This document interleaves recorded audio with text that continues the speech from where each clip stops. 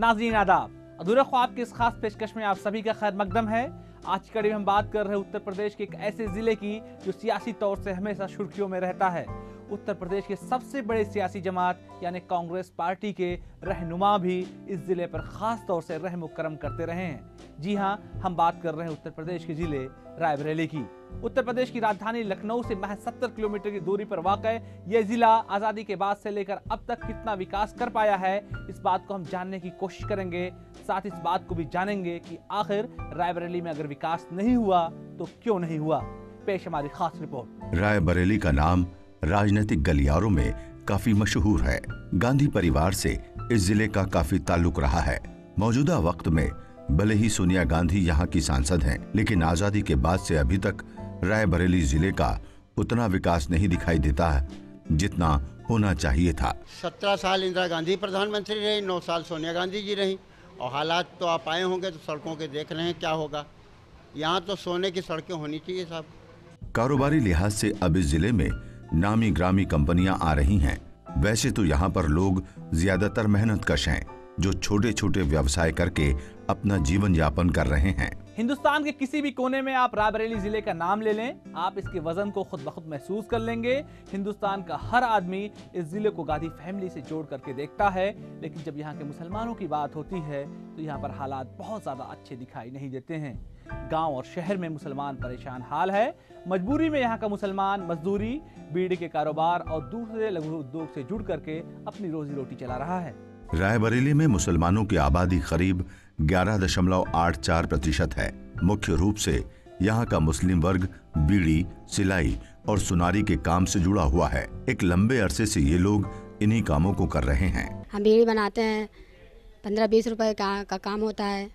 इसमें हम बच्चे को पढ़ाएं कि उसमें खिलाएं। इतनी महंगाई है, हमारे आदमी दूसरे की दुकान पे काम करते हैं, कोई रोजगार नहीं है। बताइए हम क्या करें। देखा जाए तो अभी तक यहाँ के मुस्लिम बाहुल्य इलाकों की दुश्वारियां खत्म नहीं हुई हैं, चाहे गांव का इलाका हो या फिर शहरी क्षेत्र। दिन रात करके बड़ी मेहनत से ये लोग सिर्फ 2 वक्त की रोटी ही अपने लिए मुहैया कर पा रहे हैं। छोटी जगह की वजह से बच्ची की शादी नहीं हो रही लग रही।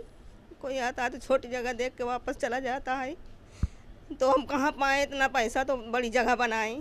यही सब परेशानी है। हमारा आदमी बीमार रहता है, कोई कम कमाई नहीं, ना बच्चा कितना कमाए, छोटा लड़का है। हर चीज़ के कहाँ से लड़का अकेला पूरा करेगा खर्चा। यही सब परेशानी है। सिलाई करते हैं, जब सिलाई नहीं तो बीड़ी बना लेते हैं, तो घर का खर्च चलता है, उसी से बच्चों को पढ़ाया हमने। मेरी अम्मी सिलाई करती हैं और हमको इस तरह से पालती पोसती हैं। इतने हर चीज़ की दिक्कतें आती हैं, लेकिन मेरे में फिर भी हम लोग को पढ़ाती हैं, मेहनत करती है। इतनी महंगाई कम करें, देखो कितनी महंगाई है। 140 रुपए में दाल है और सबसे ख़राब दाल 100 रुपए में देते हैं। हर चीज़ की तो परेशानियां हैं। किस तरीके हम लोग बच्चों को बताओ खिलाते पिलाते, हम लोग तो जानते हैं।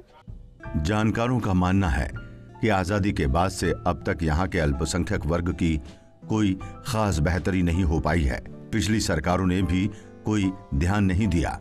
आज तक इन इलाकों की किसी ने कोई बेहतरी नहीं की, जिसका खामियाजा इन लोगों को झेलना पड़ रहा है।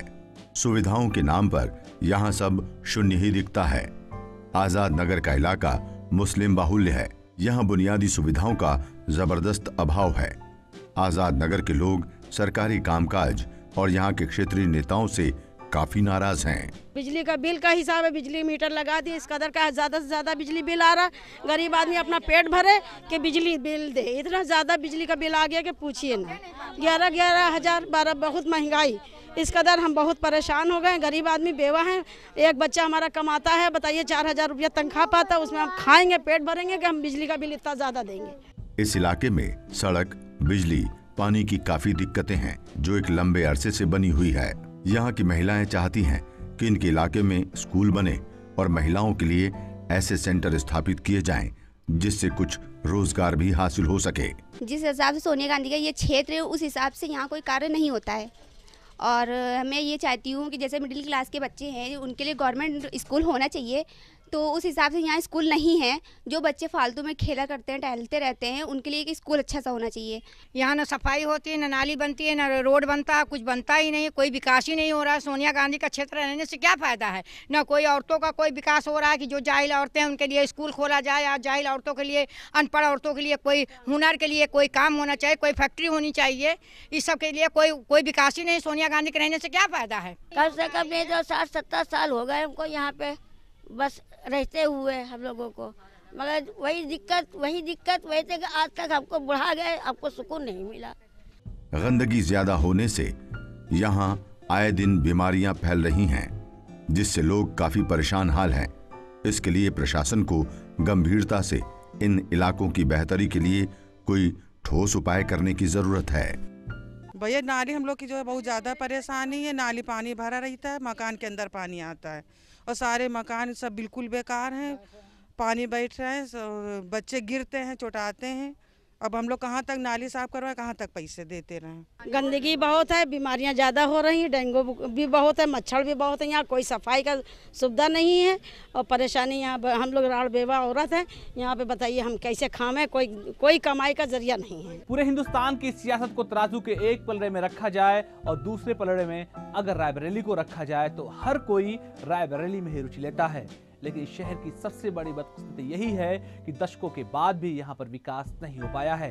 यहाँ के लोग साफ तौर से इस बात को मानते हैं कि रायबरेली से सियासतदानों ने जितना लिया है उसका कोई भी हिस्सा रायबरेली को वापस नहीं मिल पाया है।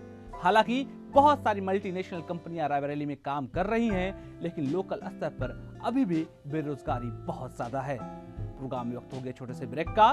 ब्रेक के बाद हम फिर हाजिर होंगे। आप देखते रहिए अधूरे ख्वाब।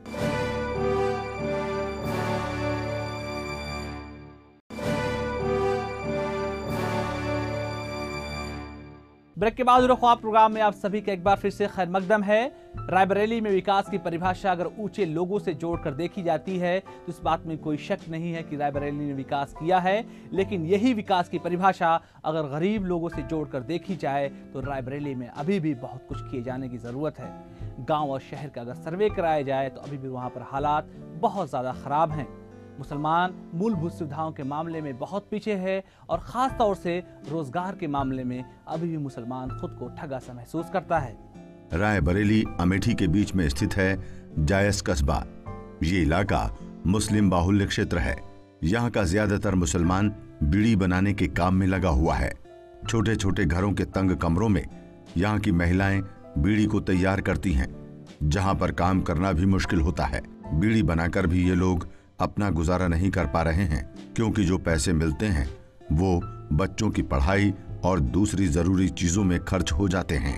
बीड़ी बनाए रही नहीं, परेशानी रहा था, देखा तो घर द्वार कुछ नहीं है, रह के ठिकाना नहीं है, 4-4 5-5 बच्चे हैं, को रह के ठिकाना नहीं है, कोई बीड़ी बनाए लड़कन का पाल रही नहीं। और का पर ऐसे हैं यहाँ पे कि कोई मतलब लाभ नहीं बताते हैं। अगर कोई सरकार की तरफ से पैसा आता है तो कोई बात नहीं बताते हैं। यहाँ पे फार्म नहीं भरते हैं। अगर फार्म भर के ले जाओ तो बहाना कर देते हैं कि अभी नहीं जमा हो रहा है। अब बाद में सुनो तो गरीब लोगों का पैसा आ गया, हम लोगों का कोई सुनवाई नहीं है। आज़ादी के बाद से यहाँ विकास नहीं हुआ, खाली यहाँ पे वही है, बच्चे जाते हैं स्कूल में टीचर भी नहीं है। अभी 1 महीने पहले भी रोड जाम हुआ है, यहाँ पे आए दिन होया करता है। और यहाँ के कांग्रेस का विधायक है डॉक्टर मुस्लिम, वो भी कोई लायक का नहीं है। झूठे वादे उससे अच्छे ले लो, बाकी काम कुछ नहीं। यह है जायस इलाके की शबानाज। शबानाज पढ़ाई के साथ साथ अपनी माँ के साथ बीड़ी बनाने का काम भी करती हैं। शबानाज बताती हैं कि बड़ी मुश्किलों से मेरी अम्मी मुझे पढ़ा रही हैं। मेरी मम्मी बहुत गरीबी से पढ़ा रही हैं। मेरे पापा ठेला चलाते हैं लखनऊ में, बहुत मतलब जो पाते हैं वो बेचते हैं और मतलब बहुत गरीबी से हम मेरा भाई पढ़ रहा है, हम लोग सरकारी स्कूल में पढ़ते हैं। जायस इलाके की भी वही समस्याएं हैं जो रायबरेली शहर की हैं। मूलभूत आवश्यकताओं और बुनियादी जरूरतों के अभाव में यहाँ के लोगों का जीवन अस्त व्यस्त होता जा रहा है, जिसकी वजह से इनकी दुश्वारियां आए दिन बढ़ती ही जा रही हैं। ये सोनिया गांधी का क्षेत्र है, मगर यहाँ पे कुछ मिलता नहीं है किसी को। खाली बहन जी वो होता है सोनिया का क्षेत्र है, अमेठी रायबरेली जुड़ा हुआ है। यहाँ पे कोई विकास नहीं है, कुछ नहीं है। नगर पालिका में पानी खैरा आता है, नाला का पानी आता है और जायज आदमी नाला पानी पीते हैं। उसमें पानी के साथ साथ में मिट्टी और वो आते हैं, गंदी मिट्टी आती है। और उसके बाद में नगर पालिका का कोई सफाई नहीं होती, कुछ नहीं होती। महीने 2 महीने में एक बार दवा छिड़क दिया जाता है, कोई कंपल्सरी नहीं छिड़की जाती। और यहाँ पे सब बीड़ी बनाते हैं, बीड़ी बना कर यहाँ लाइट नहीं रहती, लाइट की समस्या है। यहाँ पे कोई पानी खारा मिलता है, बाकी न लाइट मिलती। पानी जो है हम लोग ख़रीद के जो वहाँ से होता है उसको पीते हैं। ये खारा पानी ऊपरी काम के लिए होता है, तो ये सब दिक्कतें हैं। कहा जाता है कि जल ही जीवन है, तो पानी से लोग बहुत परेशान हैं। यहाँ आप 2 बजे रात में उठ के देखिए तो लोग पानी के लिए जो है ढूंढते रहते हैं, और पानी कभी गंदा आ रहा, कभी कीड़े आ रहे हैं, कभी बहुत उस तरह के। और दूसरी चीज़ फिर लाइट से ये है कि इंसान रात रात जगता है, दिन में काम भी करना है, उसको नींद नहीं पूरी हो पाती, बहुत बड़ी दिक्कत है। रायबरेली जिले में निचले तबके का मुसलमान लगातार परेशान हाल है। एक सर्वे में बात साफ तौर से पता चली है कि यहाँ के मुसलमानों की दुश्वारियां लगातार बढ़ रही हैं। ऐसा नहीं है कि रायबरेली में फैक्ट्रियों की कमी है, लेकिन सबसे ज्यादा रोने की बात यही है कि यहाँ पर बाहरी लोग ज्यादा काम करते हैं और यहाँ के लोकल लोगों को काम कम से कम मिल रहा है। यहाँ के लोग चाहते हैं कि सरकार रायबरेली में ऐसी फैक्ट्रियां खुलवाएं जिससे लोगों को रोजगार के अवसर मिल सकें, क्योंकि यहाँ पर रोजी रोटी के लिए दूसरा और कोई मजबूत जरिया नहीं है। इलेक्शन अब करीब आ रहा, अब कब आएंगे, सब वादे होंगे, ये वो फला फला फला, जितनी स्कीमें लगाया, जितनी फैक्ट्रियां लगाया, सब बाहर के एम्प्लॉय रखा, रायबरेली के लोकल लोगों को नहीं रखा। चाहे वो रेहान स्कूल हो, चाहे रेल कोच फैक्ट्री हो, चाहे जो हो, रखा सब बाहर के ऊँचे पोस्ट लेबर तबके में, जैसे कंडक्टर 1200-1300 डेली वाले, इस पर रायबरेली का रखा, तो फ़ायदा ही क्या हुआ रायबरेली आवाम को। यहाँ के बेरोज़गारी बहुत ज़्यादा है। मुसलमानों को मतलब जो कोई पढ़ा लिखा भी लड़का है वो भी नहीं कोई सर्विस पा रहा है, इधर उधर मारा फिर रहा है। इतनी ज़्यादा परेशानी है कि हम कह नहीं सकते। जो अब यहाँ पर उद्योग नहीं, सब बंद हो गए उद्योग, तो आदमी काम करने कहाँ जाए। योजनाएं बड़ी बड़ी फैक्ट्री आई, शुगर मिल आई, और क्या क्या आया, सब बिगड़ गया। अब वहाँ ऑल इंडिया मेडिकल साइंसेज अस्पताल बन रहा है, शुगर मिल। अब गन्ना किसान मर गया यहाँ का। तो ऐसी नीयत और नीयत दुरुस्त होनी चाहिए और नीयत दुरुस्त होनी चाहिए, ये कोई की भी दुरुस्त नहीं।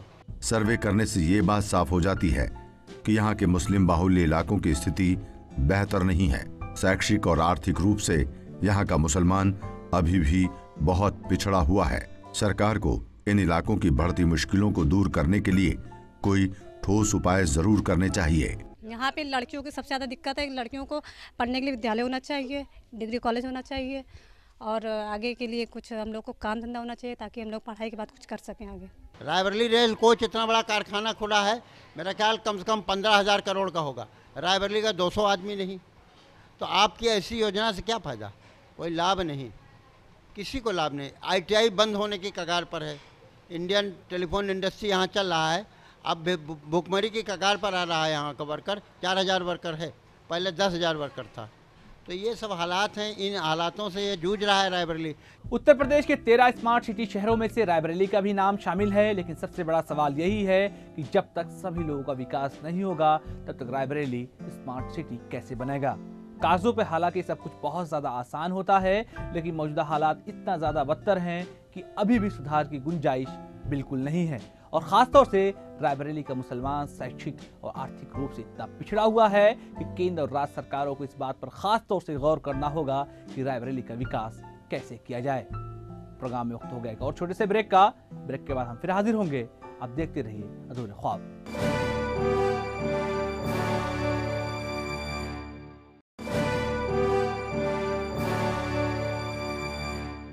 ब्रेक के बाद अधूरे ख्वाब प्रोग्राम में आप सभी का एक बार फिर से खैर मकदम है। बात जब मुसलमानों की होती है तो इस मुद्दे पर भी बात होना बेहद जरूरी है कि आखिर रायबरेली में तालीमी हालात कैसे हैं। आपको जानकर आश्चर्य होगा कि रायबरेली में अभी भी बहुत ज़्यादा हालात बेहतर नहीं हैं। खासतौर से तब जब मुसलमानों के हालात बहुत ज़्यादा अच्छे ना हों, तब तालीम और ज़्यादा महंगी हो जाती है। सरकारी स्कूलों बेहद कमी है, साथ ही यहाँ पर जो स्कूल मौजूद है उसमें मुसलमान अपने बच्चों को अच्छी फीस दे करके नहीं पढ़ा पा रहा है। कैपरगंज, आजाद नगर और जायस इलाके की दिक्कतें लगभग एक जैसी ही हैं। यहाँ के लोग ना तो अपने बच्चों को बेहतर परवरिश दे पा रहे हैं और ना ही तालीम, क्योंकि अच्छे स्कूलों की फीस देने के लिए इनके पास उतनी पूंजी नहीं है। कुछ हमारी बुनियादी ज़रूरतें भी हैं जो गवर्नमेंट से पूरी नहीं हुई। दूसरी चीज़, हम एजुकेशन में पिछड़ गए। जो कंडीशन आज हमारी एजुकेशन की है वो हमारी आज़ादी के टाइम नहीं थी। हम बहुत अच्छी भागीदारी रखते थे एजुकेशन में भी और सरकारी जॉब में भी, लेकिन अब चूँकि आज़ादी के बाद से जब लोग यहाँ से जब निकल गए तो बचा सिर्फ गरीब तबका, अनपढ़ लेबर ही क्लास रह गया। और इस उम्मीद पर कि इस हुकूमत से हमें कुछ फ़ायदा होगा, लेकिन मैं तो जहाँ तक सच्चर कमेटी रिपोर्ट देखने के बाद कहने में ज़रा भी गुरेज नहीं होगा कि जो हालात हरजन से भी बदतर कर रखे हैं। रायबरेली के विकास को लेकर के जब केंद्र और राज्य सरकार के प्रतिनिधियों से बात की जाती है तो बात साफ तौर से निकल करके आती है कि सरकारों की तरफ से कई सारी योजनाएं चलाई जा रही हैं, लेकिन यहाँ के लोग मानते हैं कि उनको इन योजनाओं के बारे में कुछ भी पता नहीं है। राज्य और केंद्र सरकार को चाहिए कि इन योजनाओं का सही तरीके से प्रचार प्रसार करे ताकि यहाँ गरीब मुसलमान इसका फायदा उठा सकें। रायबरेली के मुस्लिम बाहुल्य इलाकों के लोगों को सरकार की स्कीमों और योजनाओं के बारे में जानकारी ठीक से नहीं मिल पा रही है। इसके लिए सरकार को चाहिए कि यहाँ अपनी योजनाओं को ठीक तरीके से प्रचार प्रसार करवाए, तभी यहाँ के जरूरतमंद लोगों को लाभ पहुँच सकेगा। हिंदुस्तान के दलितों से भी गया गजरा हुआ है अल्पसंख्यक मुसलमान देश का, कि आज कितने वर्ष हो गए 47 के बाद से आज़ादी के, और मुसलमानों के हालात बिल्कुल नहीं अच्छे, दलितों से बदतर हैं। और ऐसी योजनाएं सरकार आने से क्या फ़ायदा, कि उसको अमली जामा ना पहनाया जाए तो क्या फ़ायदा होगा। अगर हम लोग आवाज़ उठाते हैं तो उसको दबा दी जाती है।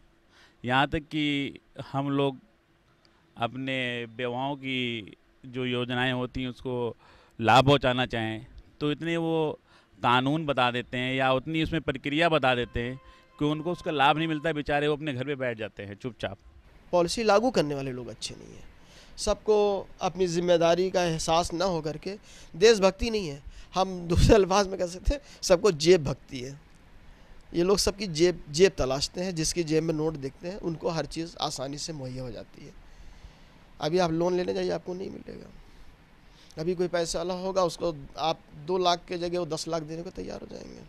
मैंने पूछा ऐसा क्यों, कहने लगे इनसे तो वापसी की है, इनसे तो गरीब से वापसी नहीं मिलेगा, इस वजह से इनको नहीं देते। इनका जवाब होता है यहाँ औरतें बीड़ी दरजोजी कराई का काम करके सपना गुजारा कर रही हैं। यहाँ नाली का कोई मुहिम नहीं, ना सीवर लाइन है, सब गंदगी ऐसे ही बहा करती है। और जब हम लोगों का अल्पसंख्यक लोगों के मुसलमान लोगों के लिए कोई स्कीम आती है, जब कोई गरीब जाता है कचहरी तो फॉर्म लाओ, फिर ये चीज़ लाओ, फिर वो चीज़ लाओ, आय बनवाओ, निवास बनवाओ। जब राशन कार्ड है तो निवास की क्या ज़रूरत, निवास बनवाओ, फिर उसमें फला घूस दो, गरीब छकार के चला आता है, वो स्कीमें कोई और नाजायज़ ले लेता है। गवर्नमेंट से अरे कुछ सुविधाएं मिल जाएं, जैसे लोगों को पेंशन वेंशन मिलती हैं, उसका भी फार्म हमने भरा था, या कॉलोनी का एक हमने फार्म भरा था, उसका भी कोई लाभ नहीं मिला। केंद्र और राज्य सरकार को चाहिए कि रायबरेली को स्मार्ट सिटी बनाने के साथ साथ यहाँ के दूर दराज इलाकों पर भी अपनी नजर तेज करे, ताकि यहाँ पर रहने वाले अल्पसंख्यक वर्गों को भी फायदा पहुँच सके। इसके साथ ही यहाँ के बुद्धिजीवियों, दानिश्वरों और समाज सेवियों को भी आगे आने की जरूरत है, तभी अन्य वर्गों के साथ साथ यहाँ के मुसलमानों के भी अधूरे ख्वाब पूरे हो सकेंगे। हिंदुस्तान में खूब सारी सियासी सुर्खियां बटोरने वाला रायबरेली जिला काश पिछले 50 सालों में 10% विकास भी कर पाता। आखिर इस बात की साफ तौर से गवाही देते हैं कि हिंदुस्तान की सबसे बड़ी सियासी जमात यानी कांग्रेस पार्टी के 3 पीढ़ी से लोग यहाँ से जुड़े हुए हैं। साथ ही इसी जिले ने हिंदुस्तान के प्रधानमंत्रियों को भी जन्म दिया है।